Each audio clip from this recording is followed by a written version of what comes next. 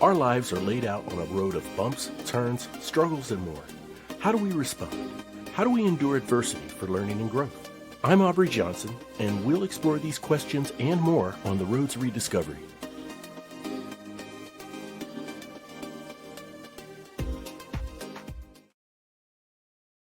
Hello, everyone, and welcome to another episode of the Road to Rediscovery. I'm your host, Aubrey Johnson. The Road to Rediscovery is about reflecting on life lessons to learn and grow from them, and of course, pay it forward and uplift others who are struggling through dark times. Now, as you know, my colleague, my brother, Mr. Jimmy IV, is the creator and host of the Sexy Cool Lounge podcast. But guess what? He now has a new title. His title, added to his credentials, is now author. That's right. He's released 3 powerful short story ebooks surrounding love, family, and resilience. Each story resonates with you in a special way and shares a clear, unmistakable message about legacy. That's right. You heard it. Legacy. What is legacy to you? These are all available on Kindle, but I want to specially invite you to the links that are on my Facebook page at R2R Podcast. That's at R, the number 2R Podcast, my Facebook page, where I will have links to these. Now, I'm going to tell you right now, I'm not a sponsor, nor am I an affiliate. Jimmy IV is my brother. He has a supreme talent for writing that must be recognized. So please, I encourage you to go to my Facebook page to get those links, check them out, and leave a review and show some love for Jimmy IV and his new endeavor as an author. All right, fantastic. Now, for my special guest, he is one of a kind, an author, public speaker, and business owner. He's here to share powerful, absolute powerful insights from his true story chronicled in his book, Becoming Ken, One Black Man's Journey from Ivy League to Prison and Back Again. This is a soul-bearing, vulnerable, and transparent look into what is the reality of his experience in homelessness, addiction, crime, incarceration, and a lot more. Get ready for an eye-opening conversation as we welcome Mr. Ken Miller to the show. Ken, welcome to the show. It's so great to have you here, sir.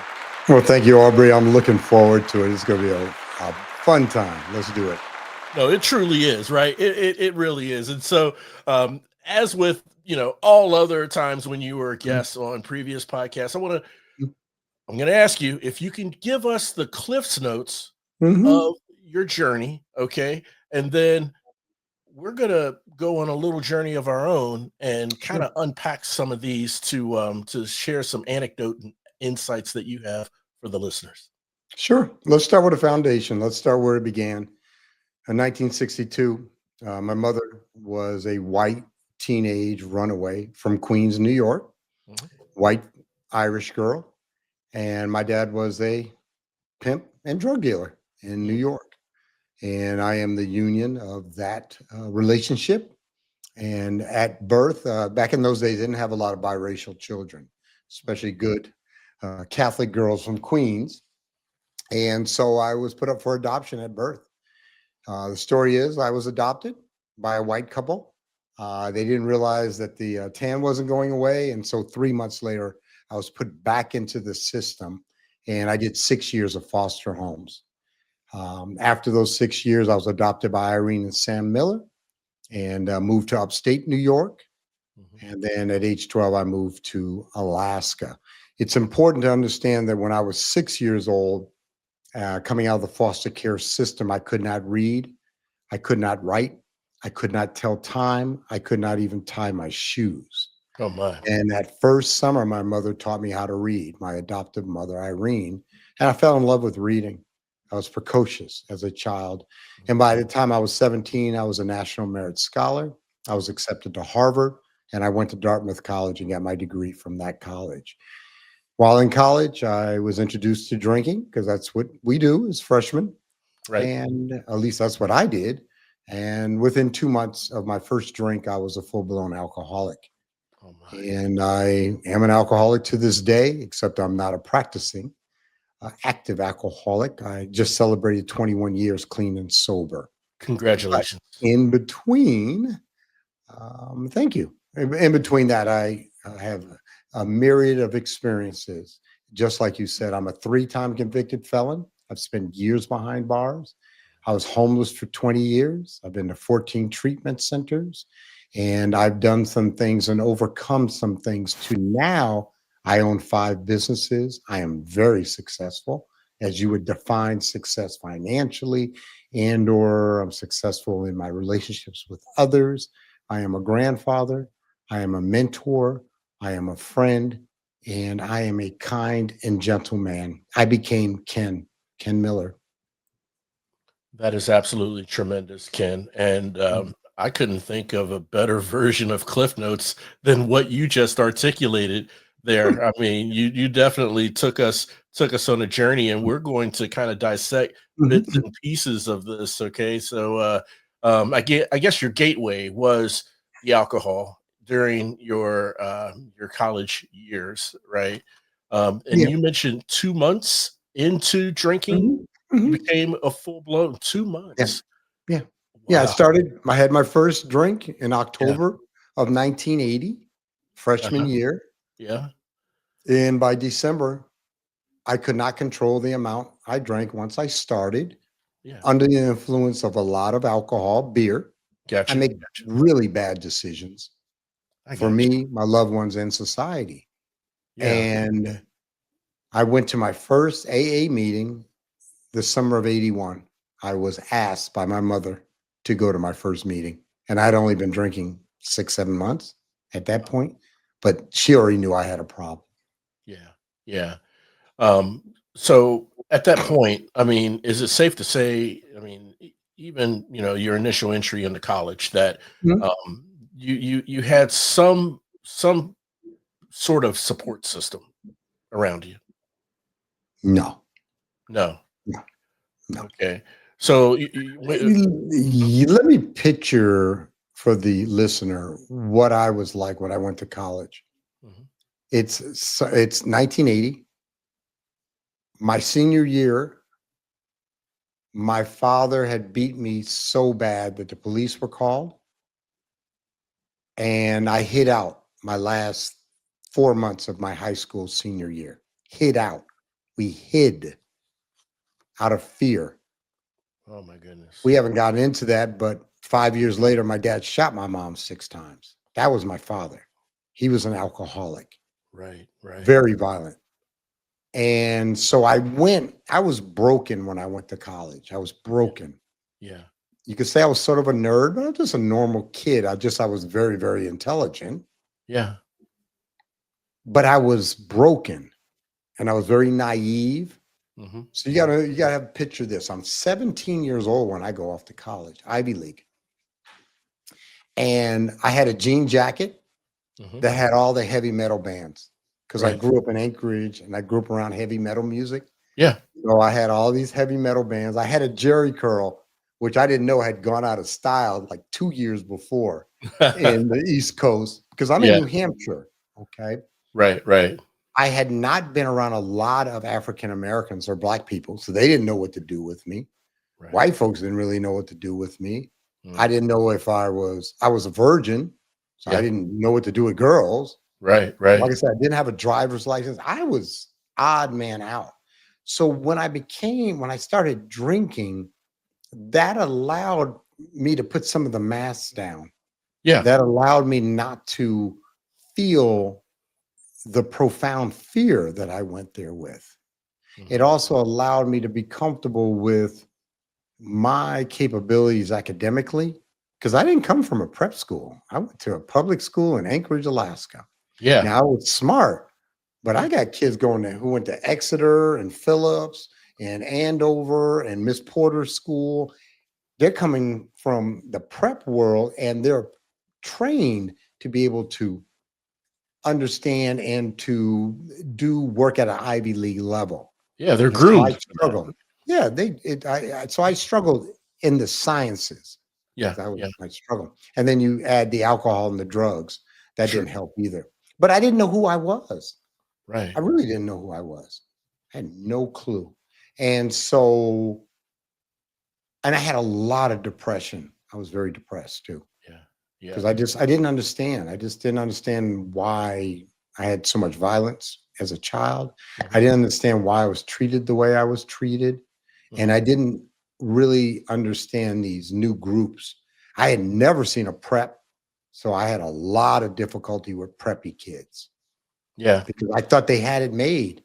I didn't know that they just have the same problems just because they wear khakis and topsiders and Fair Isle sweaters and polo shirts doesn't mean they don't have problems. They just look like it to me that they had it all. Oh, everything was fine. Yeah. Yeah. Like they had it all figured out, right? Yeah. Yeah. Yeah. I'd Yeah. It see them looks. with their parents. No, my parents never visit. My mom didn't come until my senior graduation, but Yeah. they would come up there, parent weekends and homecoming, and they'd all be dressed the same way with these golf pants on. And Sure. I really, really struggled with that. I'm just this heavy metal liking biracial kid from Anchorage, Alaska, who Right. was a fish out of water. You. So I joined a gang Yep. in college. Yeah. Most people call them fraternities, but it's a gang. And so Yeah. I joined my gang so I could have some affinity for individuals that would co-sign on my behavior, which was drugs and alcohol and Yeah. chasing women. That was my behavior. So anyway, that was my college. Yeah, I always tell people this. I graduated from Dartmouth with I majored in fraternity and I minored in drinking. That's what Mm. my college years were. I'm not proud of that. I Okay. wasted a good 4 years, but I still got the degree. Right Yeah. off. Right back there. I'm Right. gonna put it back here so people Yeah. can see. Yeah. But there's an amount of levity that I heard in your Mhm. voice Oh yeah. and the Oh. meaning by the very words of what you majored in and what you minored in Mhm. that Mhm. kind of really ties it all up with a bow of what you've experienced in your college years. And one thing you mentioned, Ken, that really resonated with me just a couple minutes ago was a fish out of water. And if you don't Mhm. mind my saying, from what I'm hearing in your story, you were a fish out of water on multiple levels. I mean, from Mhm. a racial perspective, being biracial, which, weren't many biracial children around that time.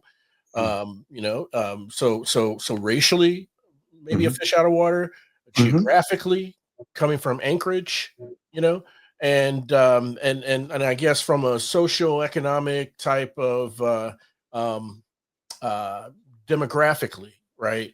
You know, not being, I mean, there's the preppies and then Mhm. there's the metalheads, and Yeah, athletes, all those. Yeah, yeah, I've and been and, different and groups. Yeah. yeah, and the athletes, right? And so connecting with the group that you most identify with or closest identify with um gave you, like you said, to where someone can co-sign with you or co-sign you on what you do because they do it too. And so I wanted to Mhm. ask you about the importance or priority. I know hindsight's always 2020, okay, but I Mhm. wanted to understand, and for the listeners, for them to understand at the time you were going through this, what how did you prioritize, or did you prioritize expectations? Okay, we have expectations we have of ourselves and who we want to be, what we want to be, and then expectations that others have of us.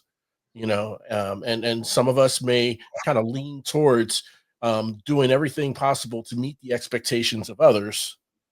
And then other people just say, "Well, screw them. I'm going to meet my own expectations." Where was your priority when it came to expectations at that time? It was all about me. All about you. 100.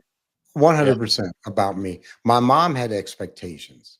Mhm, My mhm, mom had saved a lot of money to send mhm. me to Dartmouth. Yeah, Okay. yeah, My mom had invested a lot of time and energy. She taught me how to read, yeah. taught me how to read. Mm, Little 3x5 cards called index cards. And she wrote on it PH, TH, and I learned phonetically how to read. Okay. yeah, Yeah. She taught me how to tell time. She taught me how to tie my shoes. Mhm. So this woman had unconditional, tremendous amount of love for me and wanted the best for me because she had picked me Yeah. when I was adopted. They Yeah. were adopting another child. My mother and father were adopting another Black child in New York, 1967, at the Wyndham Agency, oldest adoption agency in the United States, founded in the 1800s. Yeah. Yeah. $1,800 in 1967. You know how much money that is? And that's so sad Yeah. because I mean, we had a 5-bedroom home we lived in upstate New York, cost 25,000. Well, they just spent 1,800 trying to adopt a foster Black mixed child. Wow. Okay. Yeah. Yeah. So, but this is the great. They're doing the paperwork to adopt this other boy. Yeah. And they have this mug book. Literally, she said it was like a mug book. It was 6 inches thick. And it just had pictures of children and, male and female. Yeah. Yeah. And she said, she was just leafing through it. They were doing the paperwork on this other child. And she said she saw me, Kenneth. This is how my mom talked. Kenneth, I saw you. And I said, stop the press. Stop what you're doing. I want this one. I want this one. Is that right? True story. I don't, Wow. anything that I'm going to Yeah. express to you is truth as best of my interpretation and memory can make it, but it's truth. Yes. Okay. Yes. So we go to college. I'm a mess. And my mother had expectations. Counselors had expectations. People saw in me my strengths. Yeah. You understand? I was unusual. I was like literally, I was like the top student in the state for Black student. It was me and LaTanya Lee. Yeah. She went Yeah. to Harvard. I went to Dartmouth. Yeah. Okay, she became a doctor, and she's in Cali. Mm. But Mm. I was but you got to understand what I had going for me. Right. I'm 6'2". Yeah. I used to model. Mm-hmm. I was a good-looking 6'2", articulate Black male who played sports and was academically did well. I Yeah. had everything. I looked good. I smelled good. I talked good. Yeah. But inside, I'm broken because I'm coming off of so much trauma. And also, you got to understand, my core issue has always been abandonment. It's not the beatings. It's me from 0 to 6, knowing I did not have a mother. I knew that at age 4, Right. that I Right. was not wanted. And so my core issue is that I was going to die alone, that I will be rejected and abandoned. So I picked up all these defense mechanisms as a child, Right. to protect me physically and also emotionally. And Yeah. then I just played them out for the next 40 years. Wow. So a lot of coping mechanisms, Mhm. for sure.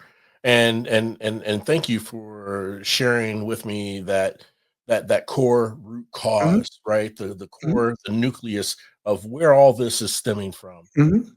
Mhm. abandonment. So, Mhm. I was gonna come back to the question I asked you Mhm. earlier Sure. of a support system.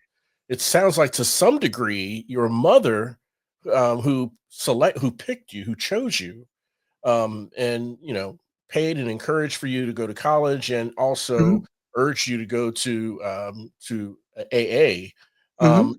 Was, I guess, closest to the support system Oh, yeah, and she was that great. that you had. But, let me just and I hear what you're saying, Aubrey, but I want to Yeah. explain this part of it. Okay. The support system is there. Okay. Whether I utilize it or engage with it is another question. Right. Right. It was always there. It's been there I got my you. whole life. I see. Predominantly my mother. Yeah. Predominantly. But I've had friends Yeah. who had concerns, especially when I went, onto the streets. Sure. Sure. I have other family members that had concerns. But my thing is that I would reject them. And usually it came down to the rejection. Wasn't I was rejecting them. I was rejecting that I wasn't deserving of help. That came later, though, as I dived deeper into my self-hatred But all and stemmed from abandonment. that's my core issue. Yeah, But yeah, let me put it this way: the abandonment is a core issue. yeah. But Oh, yeah. if I didn't drink and drug, if I wasn't a drug addict and alcoholic, I wouldn't have not had Oh, 1/10 the problems I had. sure, Yeah, I sure. still would have Yeah, had scripts and I would have still had defense mechanism. I still would have had yep, coping mechanism, right. but they're not that bad. You know, I still would have Well, married, yeah, had kids, yeah, and da da da da da. But yeah. the drugs and alcohol, the- you know, and I don't know how much you understand about addiction, but the thing about addiction and what addiction is I'm addicted to leaving reality. Mhm. The drug is a vehicle. That's why all drugs are the same to me. Alcohol, crack cocaine, methamphetamine, heroin. I've done all of them.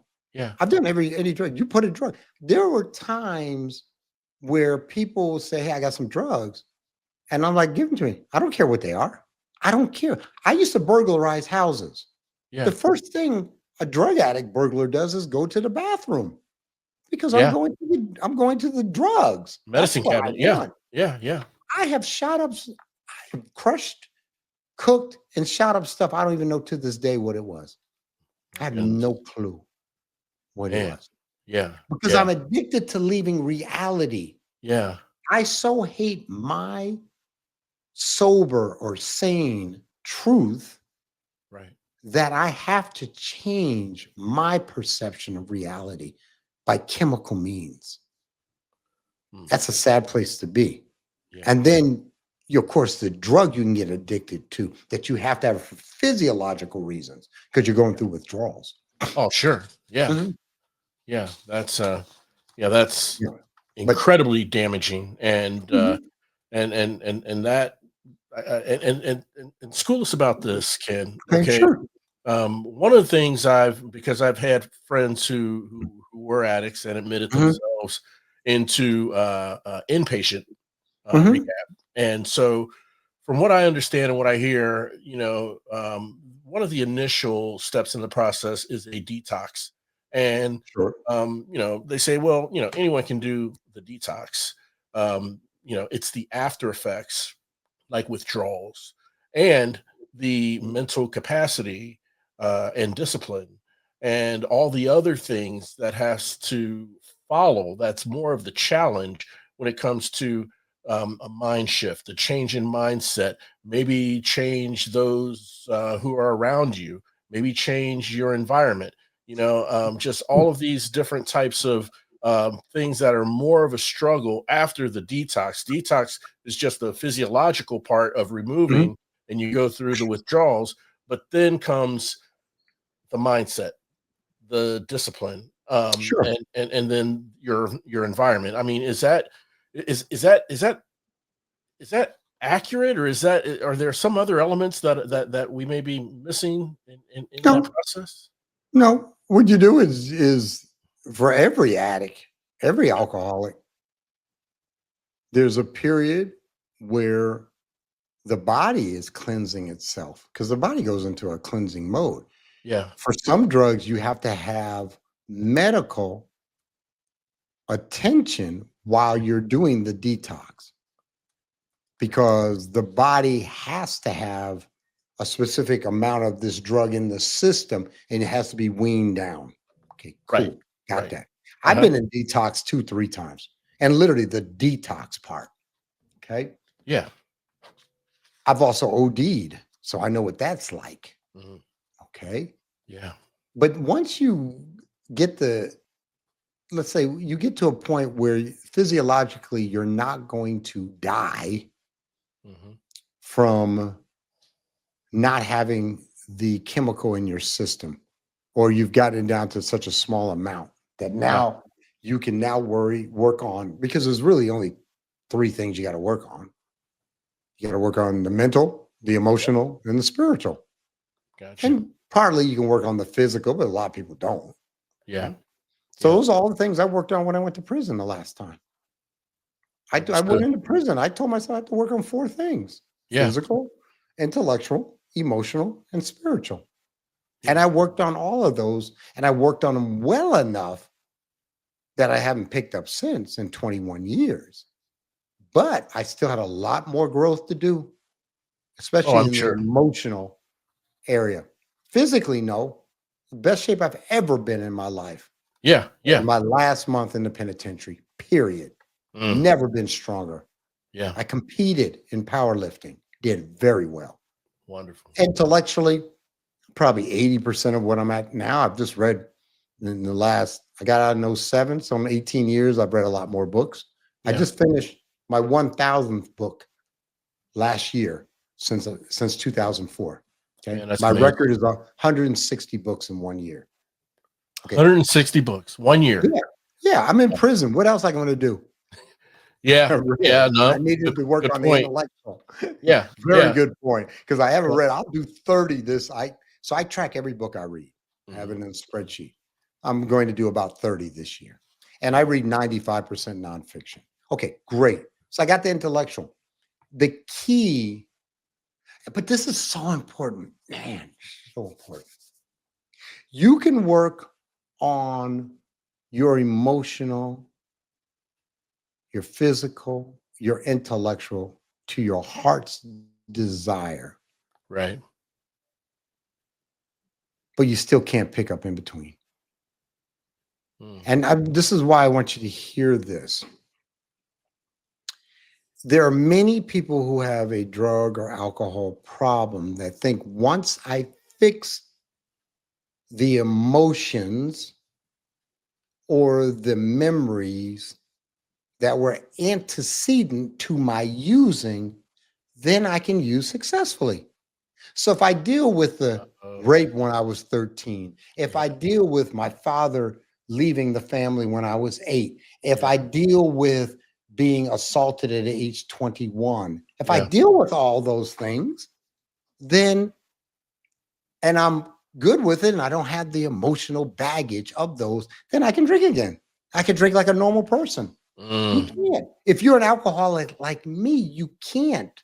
Right. I did not become an alcoholic because my dad beat me. I did not become an alcoholic because I was given up for adoption at birth.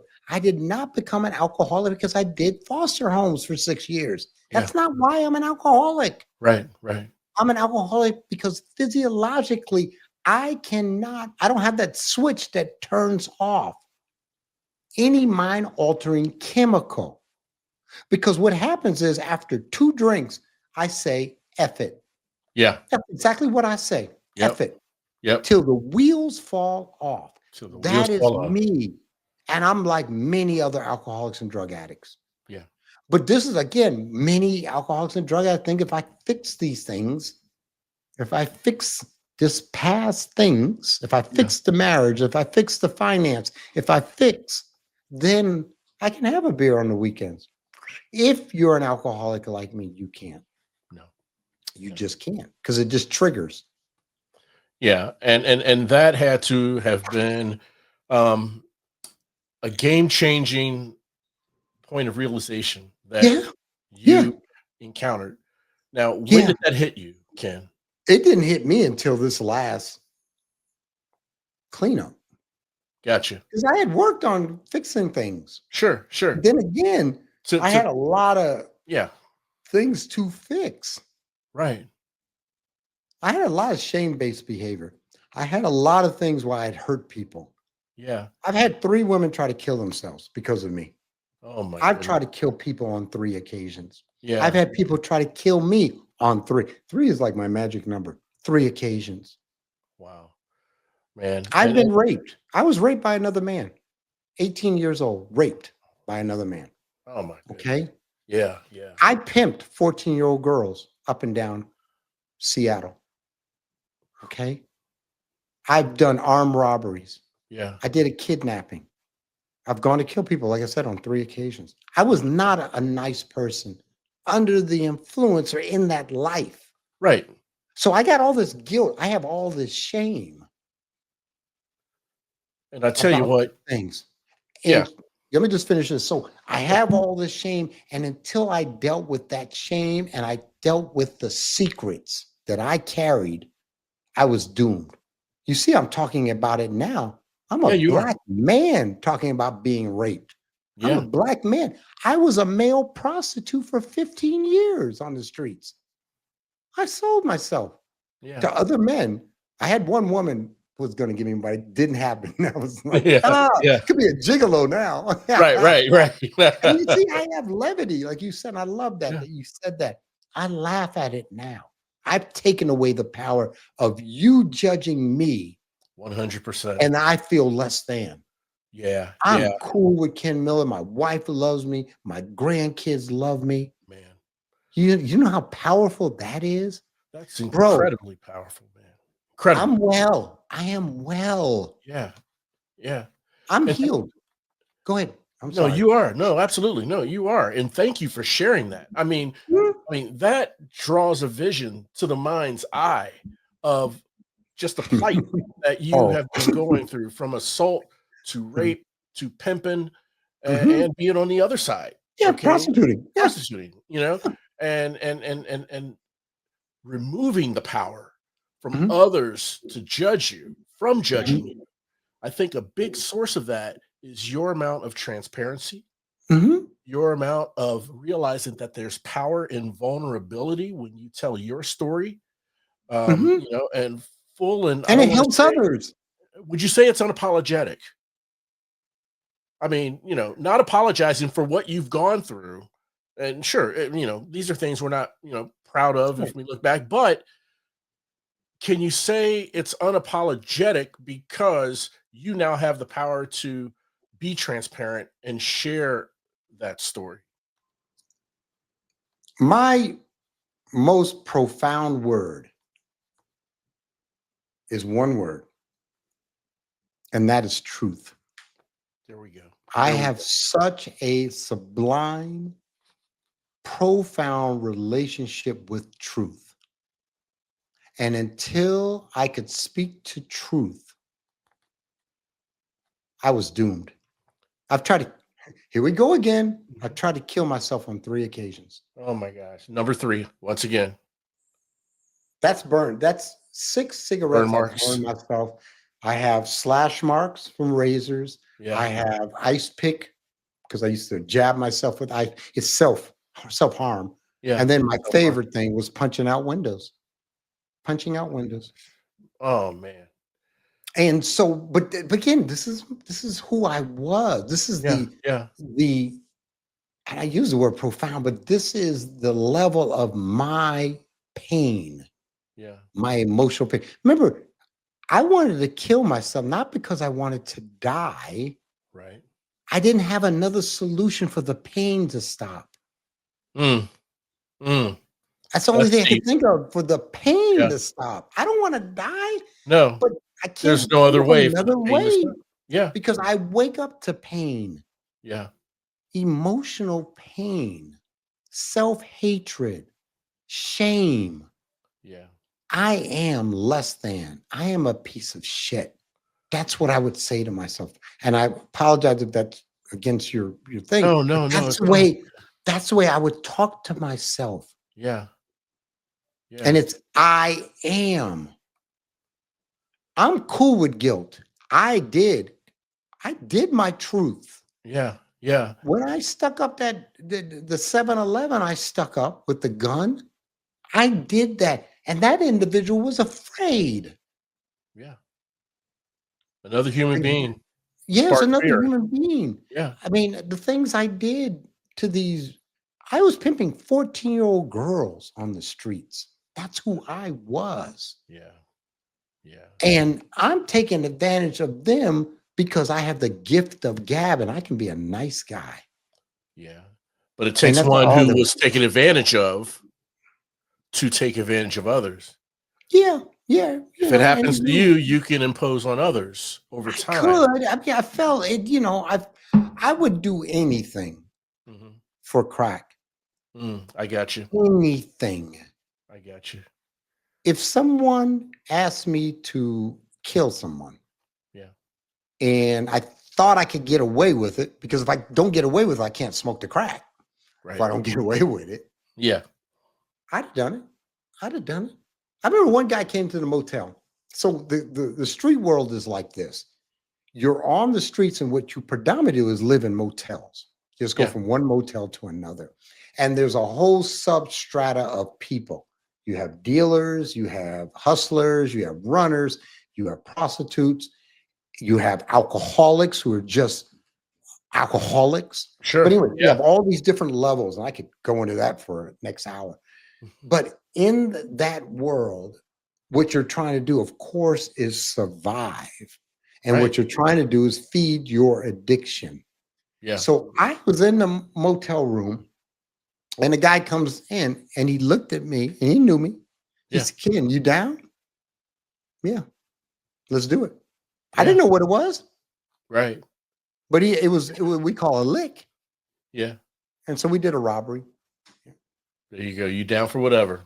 Yeah, I was down for whatever. Yeah. Yeah, Yeah. I'm good.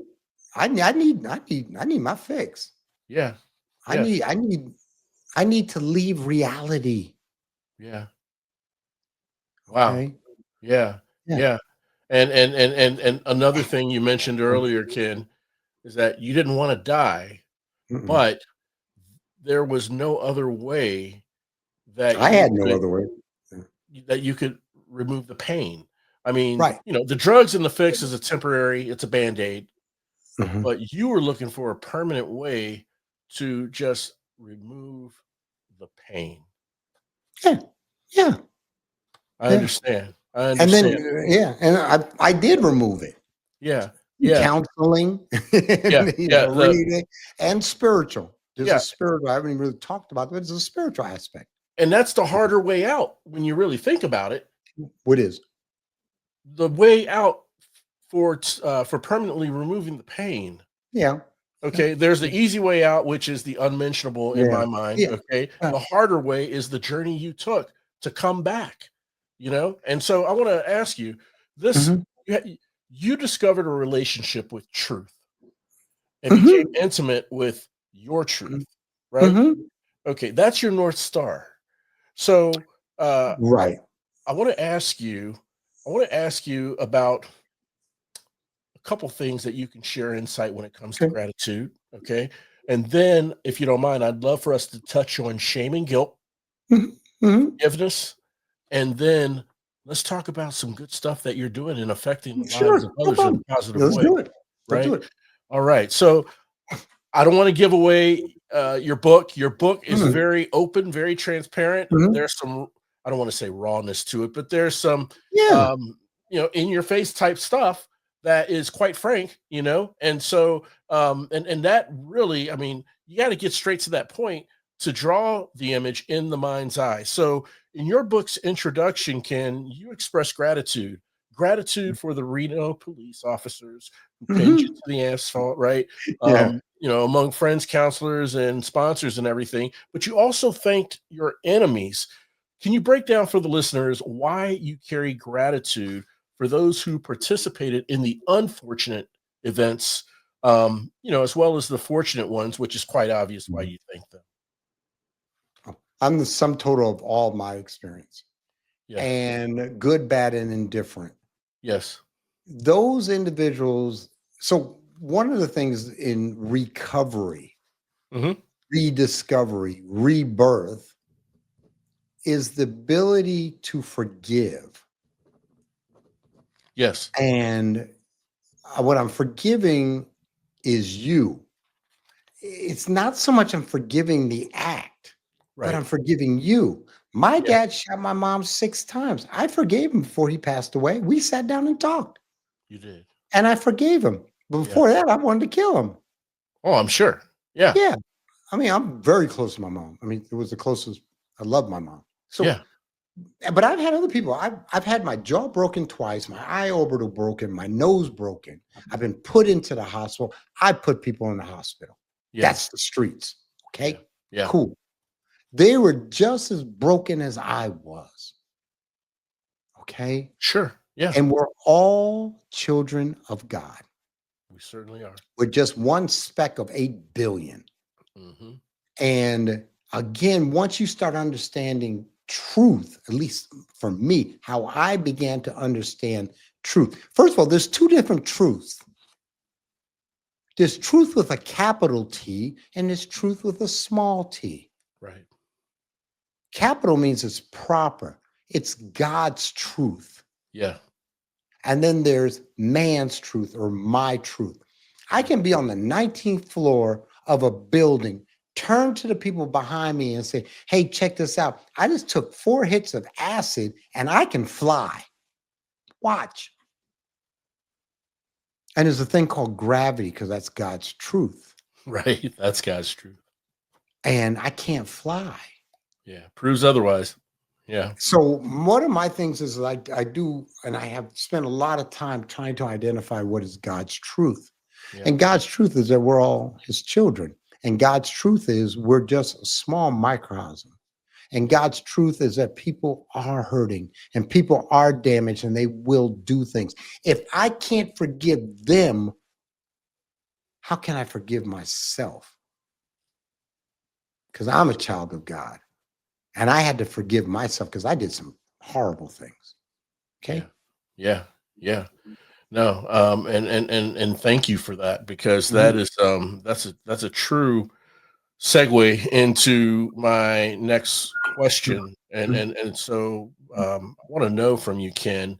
And I guess I don't know. Now I'm thinking about it. I guess it wouldn't matter either way, but in one way or another, okay, we all bear tasks of exercising guilt or shame, maybe both guilt and shame. Is there a change in how these affect someone who experiences, let's say, the mountaintop, right? And then falls from grace Mhm. versus someone who started out in a criminal or traumatic environment and then Mhm. rises to prominence? Sure, it can be. It's up to the individual how they perceive it. Hmm. For me, it was probably more difficult because I'd been there. I got out of college. I Yeah. was making $50,000 a year wearing Hickey Right. Fling machines, Allen Edmond wingtips. Yeah. You're at the Wearing. top. I was at Yeah. the top. Yeah. I had modeled. I was in Alaska Single Men's Magazine, the first issue. I Yeah. was on PM Magazine show. I was supposed to be on Oprah in 1986. Yeah. Yeah. They had called and I was supposed to fly to Chicago. I mean, I had a lot going for me. So I had gotten up pretty high Right. and then I came down Right. and here I am, walking down the street having diarrhea in my pants Yeah. because Yeah. I'm an alcoholic living off of Doritos and 40-ounce natural ice beer. Yeah. Yeah. What's wrong with that picture? And Right. so now I'm angry at self and I have all that regret and all that, again, self-hatred towards self. Yeah. And now I'm in all these statements of I am. That's shame. Yeah. Shame is a state of being. Hmm. Guilt is a state of doing. That's the difference. I see. And so what we encompass is I am a piece of shit. I am less than. I Yeah. am not worthy. I am not competent. I am not beautiful. I am not a child of God. Yeah. That's shame. Whereas guilt is, yeah, I did it. Hmm. I did it. Yeah. That's Active truth. doing. Right. But it's Yeah. truth. I tell people I'm guilty. Hmm. You look me up on court view. Hmm. I'm guilty. Uh-huh. Um, So I had to change from shame to guilt. I'm cool with guilt. A yeah. lot of people are not cool with guilt. Oh, I can't feel guilty about things. Yeah, Yeah. feel guilty. Yeah. Don't do it again.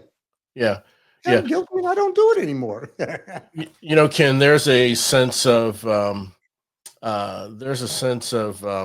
liberation Mhm, that I sense in your voice when you say that you are cool with guilt. mhm, You claim it, you own it, mhm, and mhm. when you do that, to your point earlier, you made, you take the power from someone who may be so quick to judge. Okay, they can't judge, or they can't really break you when you actively, verbally own what, what guilt you claim to own. It's like, okay, well, what's left for them? Nothing, because you took that power, right? And so I find that absolutely tremendous. And one other thing I wanted to ask you Mhm. is, um, overall in this entire journey, Ken, um, where have you placed yourself or considered yourself when it comes to being the victim? I mean, people some people tend to navigate through life from the lens of being a victim. Some don't.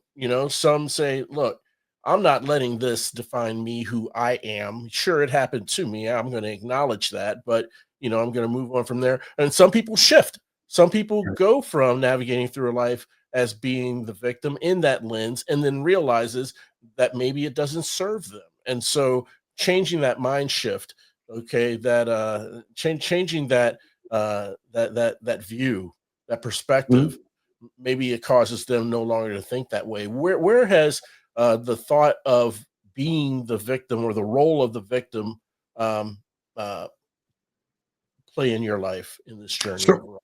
so one of the things I mentor men all over the country. I mentor Yeah. black men all over the country. And Mhm. all the guys that I've worked with, I talk to them a lot about when you tell your story, don't be the victim or the hero. Right. Just talk the truth. How Truth. somebody interprets is up to them. Because I've Yeah. had people interpret my story as me being a hero. Hmm. I said, I'm not the hero. Hmm. I was the pimp. I Yeah. was the drug dealer.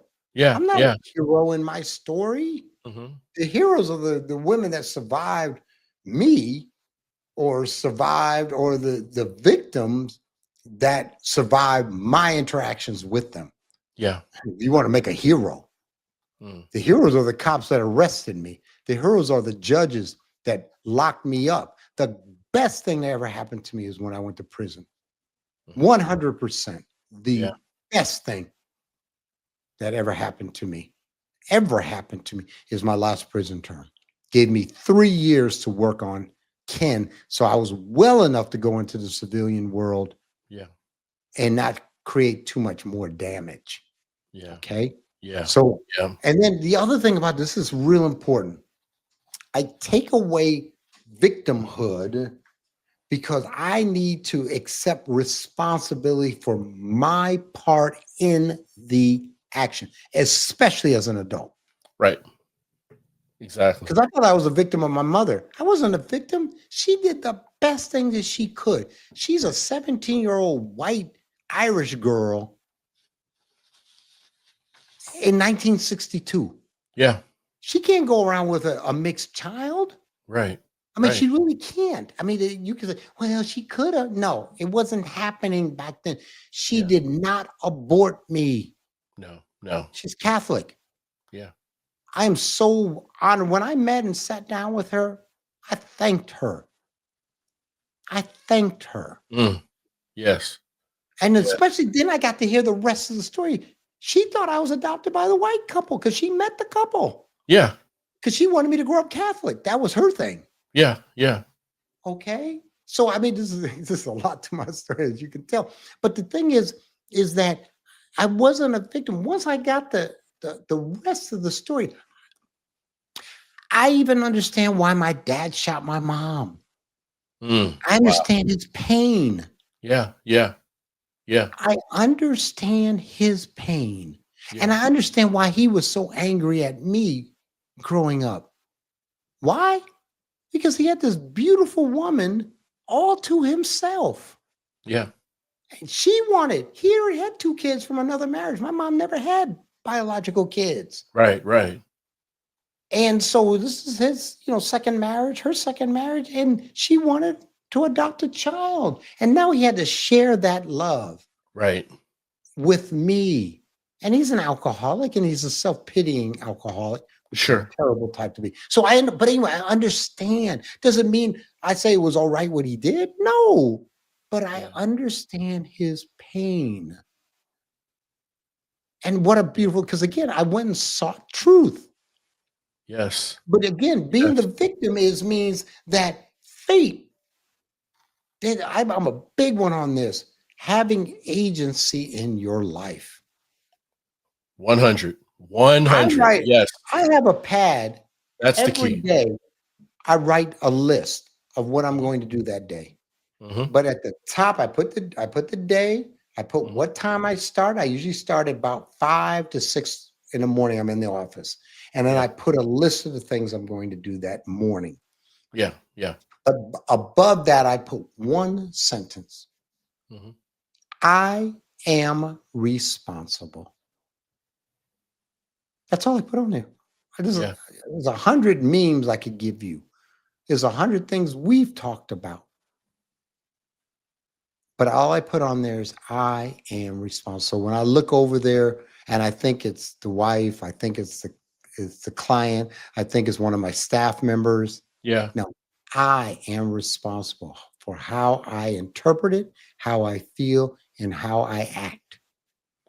Yeah, Because man. one of That's the I just want to say one last thing on that. One of the key things that I had to learn Mhm. was to move from reaction to action. Remember I said I have scripts? Yep. When I went to the penitentiary, if you call me a punk, a bitch, or a nigger, it was automatic I would hit you. I don't care Yeah. how big you are, because those are code words on the Sure. street and in the penitentiary, which means I will take advantage of you if you don't fight me. Right. Right. I know that. Yeah. And I've had people call me and we scuffle. Sure.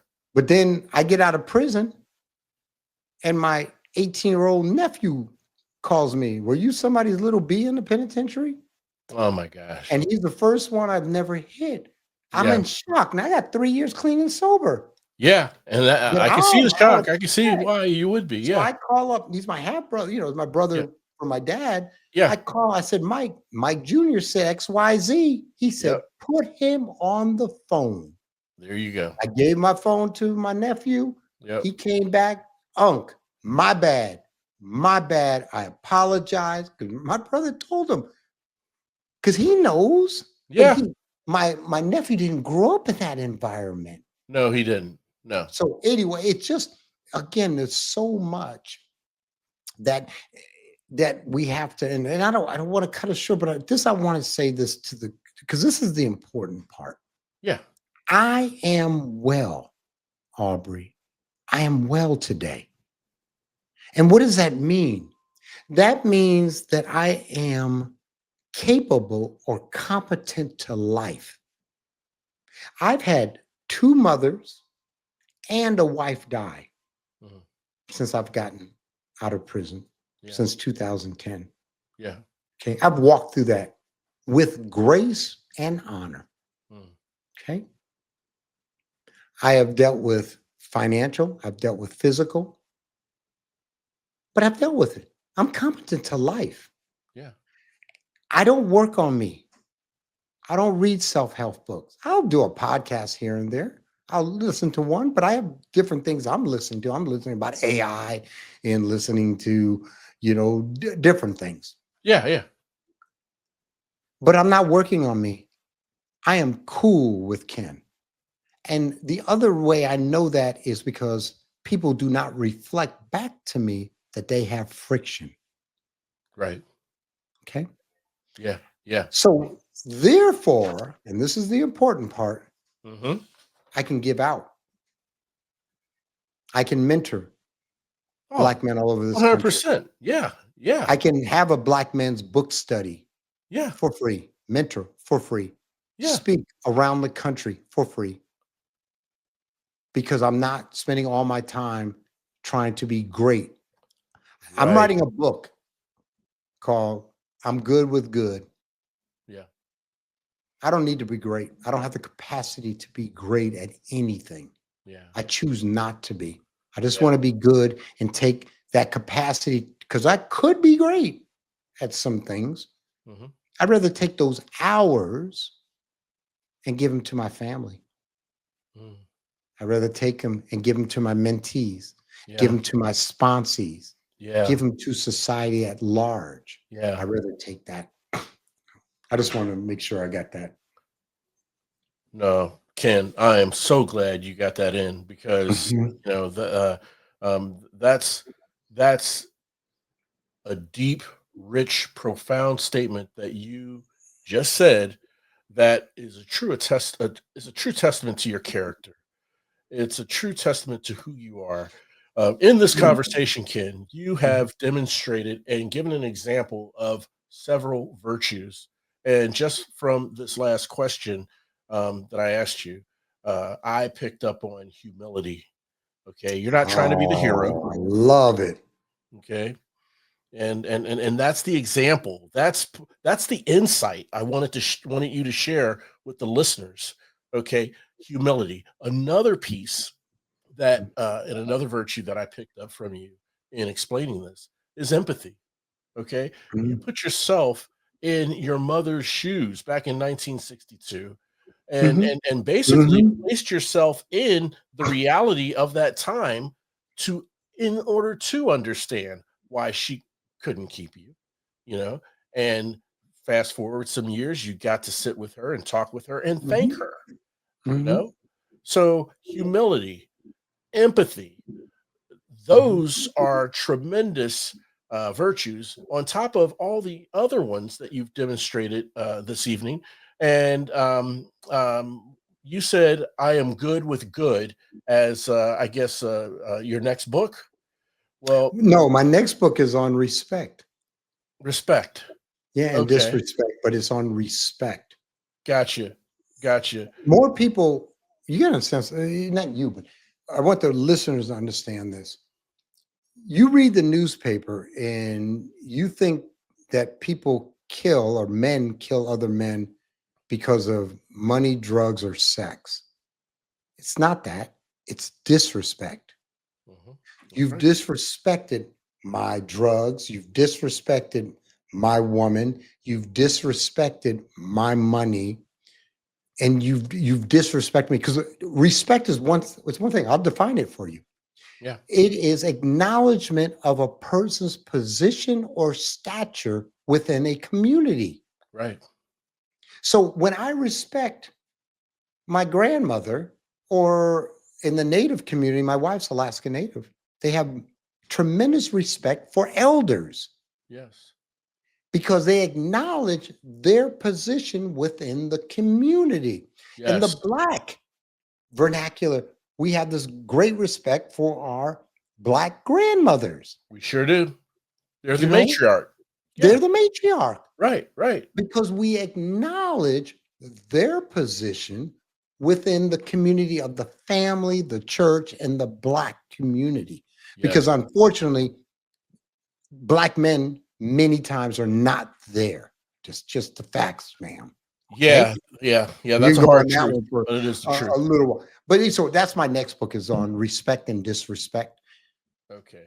and then I'm going to write a book on it's going to be something around it's good enough to be good, or I'm good with good. I got you. I got you. Yeah, Yeah. can't wait. So I And have 3 more books probably in the next 6 months to a year.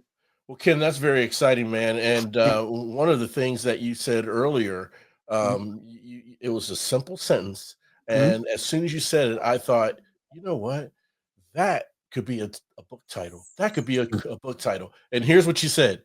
You Okay. said, "I am cool with Ken." Mhm. Okay. And becoming Ken is becoming I Mhm. don't want you probably wouldn't call it Ken 2.0, right? I mean, where you are today versus the prominence before the fall. You can Or- believe it. You gotta hear this story real quick. okay. So it took me 2.5 years to write the book. Yeah. So I started off with a ghostwriter because I hate to physically write. Yeah. Yeah. My mind moves much quicker than I can type and or write freehand, Sure. Yeah. but I can talk. Hmm. So we sat down and she got, I believe, over like a 3 to 4 month period, we'd meet every week, 83 hours of me talking. Wow. So when they Phenomenal. went to put the book together, Yeah. what you read was approximately 1/4 of the stories. Oh One my goodness. quarter Really? of the stories. Yeah, one quarter, one third. So yeah, I Damn. could, and I would like to write another book more on thematic. Sure. On you got some of the stories, you know a little bit about me. I could maybe do that in one chapter, give you that cliff note version. But let's talk about some of the lessons that I have learned and Yes. how we apply them. Yes. Because again, I've been teaching this for 15 years Wow.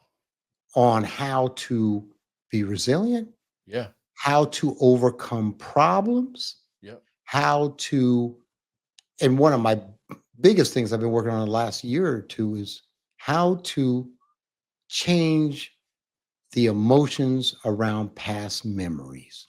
Yes. Yes. That is probably the one I've been working on the most, working That's with guys on memories yeah. and the emotions connected with those memories. Because what most people do is when they have a memory, they stop at the emotion Right. and they don't use the cognitive, intellectual part of the brain to Right. try to understand. Remember, you said something I thought that was really good, really cogent. And what you said was you have the ability to empathize with those that have harmed you. If I can empathize with people that have beat me, if I can empathize with the man that raped me, if I can empathize with my father who shot my mom and beat the heck out of me, if I can empathize with the mother that put me up for adoption, that's an admirable quality, but it also takes away the hatred. It takes away the negative feelings Yes, it does. because I haven't forgiven. Yes, it does. Yes. And And that's it did. poison. That anger, that hatred, it's poison. You know, Right. yeah. And you know what they say about poison, right? They say having resentment and poison, or having Yeah. resentment towards someone else Mhm. a- and anger with them is like drinking poison and hoping they die. You know, it ruins you inside. Yeah. Right. You hold on to that resentment, you know? And we all have the other meme cliche, Yeah. hurt people. Hurt people, 100%. Right. And that's, Yep. and and I be honest with you, and I work with all my guys. I tell Yeah. them, don't talk to me in cliches No, no, because cliches are an excuse for lazy thinking. Don't 100%. tell me the definition of insanity is doing the same thing, No, expecting different results. That yeah, is not the definition of insanity. no. Insanity is the inability to perceive reality. There you It go. means not healthy of mind. Sanus means health. It's Right, Latin. right. And it means not healthy of mind. Yeah, When you're yeah, insane, you cannot perceive reality. You're neurotic, you're paranoid, you're schizophrenic, you're yeah, psychotic.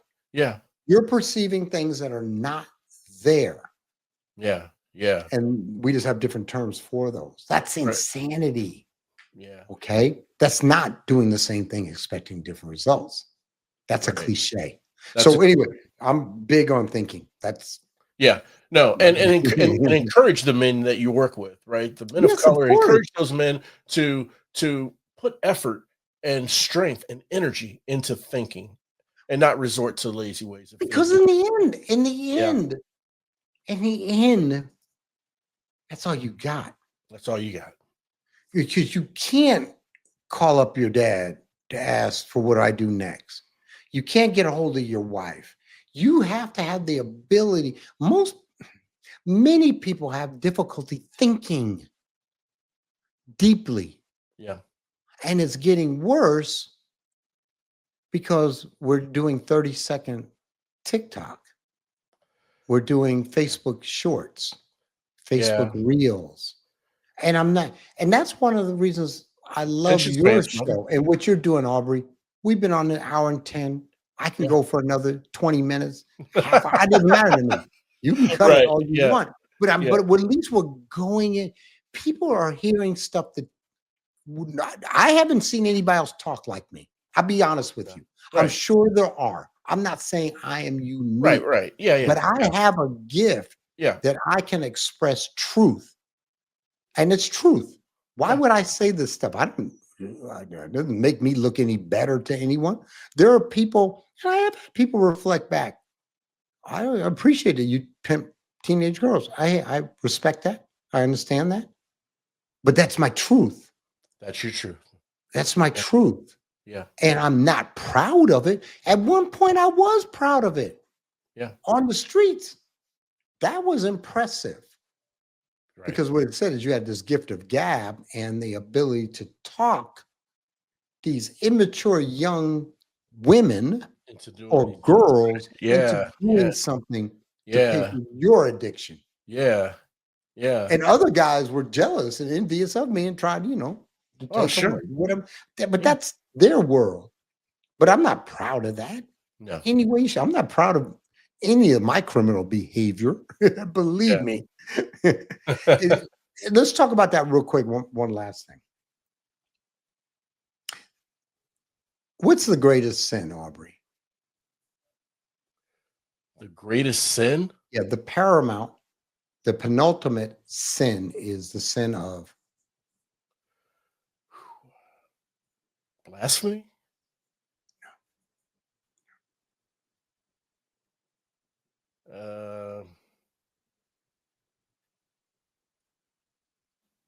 I don't know if you read Paradise Lost, but it's no, also I haven't. No. Okay. The penultimate sin is the sin of pride. One of the 7. Because pride says that I am a God unto thyself. Yeah, yeah. So in the story of, which is one of the great in the Western canon, Paradise Lost, Satan goes to God. Satan's an archangel. He sits on the right side of the throne. Yeah. And he says to God, I want to be equal to you. I want to be your equal. And God's like, you can't be my equal. Right. I'm God. Right. And he said, no, I want to be your equal. And God says, I cast thee into Hades. Yeah. You can be a God down there. Right, right. Because when you are a God unto thyself, blasphemy, coveting your neighbors, envy, those are all because I'm a God. Yeah. I can make the rules. Yeah, yeah. Entitlement. And so, so forth. It's the opposite or antithesis to humility and being humble. It truly is. Because what I know is I am just a child of God. Yes. I am imperfect. Yep. I have made mistakes. Yep. I make mistakes, but my mistakes are so small these days and so literally irregular. I really don't veer much outside the line. Yeah. I'm just a nice, kind and gentle guy today. But I used to play God. We used to have a term on the streets. I am the judge, jury, and executioner. Yeah, I've heard. And we would say that to people before we did something. Oh, sure. Oh, man. Okay? Because I'm playing God. Yeah. I have your fate is in my hands. Yeah. And don't you move. Yeah. Don't you move. Not only did you say it, you felt it at the time.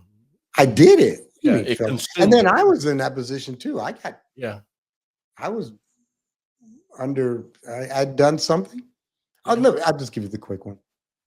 I went to kill someone. No, did I go to kill him? No, I didn't go to kill him. I went to shoot him. If he died, so be it. Right. Over $100. Wow. Disrespected me. Yeah. Again, back to this. I had this 9mm. I'm looking for him. I'm telling everybody on the streets, I'm looking for XYZ, XYZ, XYZ, going to all the spots. Yep. Can't find him. Hour or two later, I don't have the gun. I go into a motel room to buy some crack. I get in the room. The door closes behind me, and they're young drug dealers from Stockton, California. Oh, you're the one looking for XYZ. Yeah. Sit your butt down. They didn't use that nice of language. Right, right. And they had the guns on me. And I remember sitting there at that table, and when he came back, he had to make a decision whether to kill me or not. Right. And I knew that. I knew, because I'm coming to shoot. He knows. Yeah, yeah. And that was one of the few times I I was afraid maybe 3 times. I'm talking about afraid physically on the streets, and that was one of them. I got you. You were on the business end of I am the judge, jury, and Yes, executioner. Yeah, and yeah, he was. yeah. And it was. And I think the only reason he let me live because wasn't his. He's in Reno, Nevada. They're visiting to come sell drugs and party Yeah, at the casinos, yeah, and he knew I was from there, yeah, and he didn't know who I might have told that because I have people too. yeah, Okay, yeah. we didn't play, but I don't have. I'm in a position where I am the victim at this point. Right, right. So Back to what we yeah, talked. just going back, Yeah. getting out of playing God. I Mhm. just had to. I had to get out of playing God and start using the.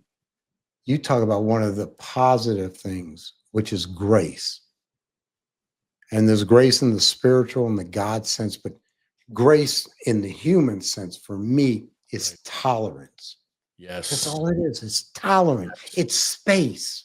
Yes. Allow a person to be human. Yes. So if somebody comes and says something that makes you feel less than, maybe they were having a bad day. Okay.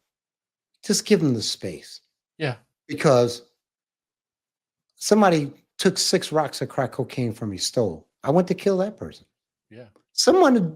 Another one, I was trying to throw off the balcony on the 3rd floor of the Fireside, no, Lakeside, Lake Mill Lodge, Fireside in Reno, Nevada, 4th and Lake, 3rd floor. I had him halfway over the balcony because he was talking out the side of his neck. This Yeah. is the Ivy Leaguer. This is the guy you're talking to. Yeah. Yeah. And the people who are in the room, other drug dealers and hanger-ons and working girls, rushed out, not to save him. He's this white dude acting stupid. Yeah. But there's a problem when there's a body lying on the ground, 3 stories up. Yeah. It Yeah. brings heat to the room, and they didn't want heat to the room because we Right. got drugs and guns and everything else in the room. Yeah. That's why they didn't want me to throw the guy off. Oh, sure. Sure. I could see And that. again, I mean, this is levity, yeah. Yeah. but I know that affected him. Sure. Okay. Yeah. I Yeah. know that affected him. Yeah. So again, playing God, I Yeah. don't play God anymore. I'm just a child of God. And there's the humility and the spiritual connectedness, right?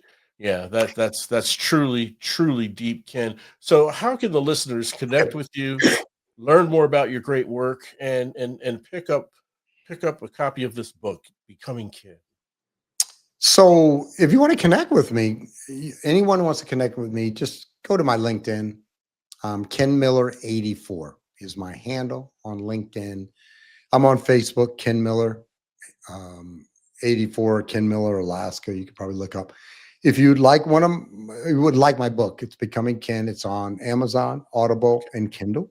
Gotcha. And if you want to, send me an email, it's ken@kenmillerspeaks.com. And this is the thing is I will answer any email. I will personally. I've had people come up to Seattle to sit down and talk with me because they read the book, which I thought was super cool. Yeah. Because I live in north of Seattle.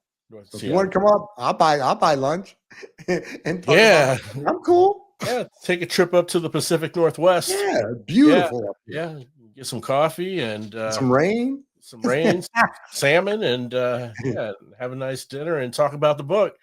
Oh man! All right. Well, Ken, we are going to make sure we have your email address, your LinkedIn handle, and any other links in the episode show notes, so the listeners can click those links, connect with you, follow you, order a copy of your book, learn more about your work while listening to this conversation. Mr. Ken Miller, I can't thank you enough for coming on to the show, sir. I hope we can stay in touch and hopefully maybe bring you back in the near future after the release of your next book. I'd love to. Anytime. Oh, fantastic. Thank you. Thank you so much. And I want to thank all of you for tuning in and listening. And hey, look, you may think this often at times, but in our daily struggles and adversities, we're never alone. And hope is always around the corner. I humbly ask that you please share this show with someone you know, someone you love who needs motivation, inspiration, and support. And when it all comes down to it, we're all just roadies on this journey of life. But it feels good having you on the road with me. Thanks again for listening. We'll chat again soon. We really hope you enjoyed this episode of The Road to Rediscovery. We'd love to hear from you. Shoot us an email at roadtorediscoverypodcast@gmail.com and leave us any questions or comments you may have.